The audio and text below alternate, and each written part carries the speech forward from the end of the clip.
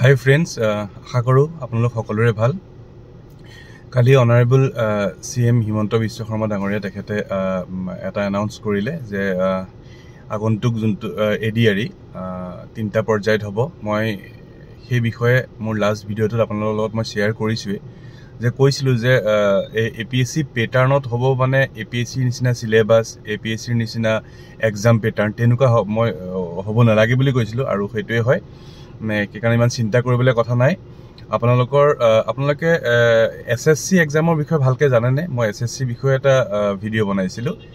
SSC basically দুটা exam control কৰে, এটা হ'ল আপোনাৰ হায়াৰ সেকেন্ডাৰীৰ কাৰণে আৰু এটা গ্ৰেজুৱেট লেভেল। সো SSC এক্সামৰ পেটাৰ্ণটো তেনেকে তিনটা স্তৰত হয়, প্ৰিলিমছ, মেইনছ আৰু ইন্টাৰভিউ বা ডকুমেন্ট ভেৰিফিকেশ্যন, আপুনি যি বুলি ক'ব পাৰে থাৰ্ড ফেজটো। আৰু এই তিনটা যোনটো প্ৰথম দুটা ফেজ প্ৰিলিমছ আৰু মেইনছ বেসিক্যালি মাল্টিপল চইচ কুৱেশ্যনৰ ওপৰত বেছ কৰি হয়, আৰু কম্পিউটাৰ বেছড হয় আচলতে SSC। সো মাল্টিপল বেছ যেতিয়া হ'ব, আপোনালোকে তাত সাবজেক্টিভ লিখাৰ কোনো কথা নাহে। ঠিক তেনেকে SSCৰ পেটাৰ্ণ মতেই আই থিংক, আৰু মই যিমানখিনিলৈকে গম পাইছো বা শুনা পাই আছো, SSC নিচিনাকেই ADRE এবাৰ এক্সামটো কন্ট্ৰোল কৰিব, আৰু বহুত সংখ্যক বেছি কেণ্ডিডেটে এপ্লাই কৰিছে এগেইনষ্ট দ্য পোষ্ট। সো এটা ফেজত গোটেই এক্সামটো কন্ট্ৰোল কৰাও ইমান ইজি নহ'ব, সেইকাৰণে তিনটা ফেজত কন্ট্ৰোল কৰিব।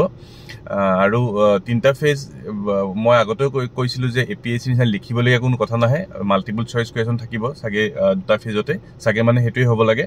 বাকীখিনি নিগেটিভ মাৰ্কিং থাকিব নাই, কেনেকুৱা সিলেবাস হ'ব, সিলেবাসটোৰ বিষয়টো আপোনালোকে গম পায়। মই আগতেও কৈছো যে ইংলিছ থাকিব, এপটিটিউড থাকিব, ডেট মিনছ মেথমেটিক্স আৰু ৰিজনিং থাকিব, জেনেৰেল নলেজ থাকিব, কাৰেণ্ট এফেয়াৰ্ছ থাকিব, এইখিনি থাকিবই।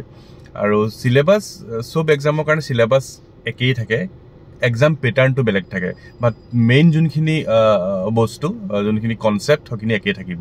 সো ইমান চিন্তা কৰাৰ প্ৰয়োজন নাই, আপোনালোকে প্ৰিপেয়াৰ কৰক। মই খালি আপোনালোকক এটা কথা ক'ব বিচাৰিছো, SSC লাষ্ট 10 years 15 years আপোনালোকে কুৱেশ্যন বেংক হিচাপে পায়, বজাৰতো পাব, উপলব্ধ হয়, আৰু অনলাইন আপোনালোকে নেটতো পাব পাৰে।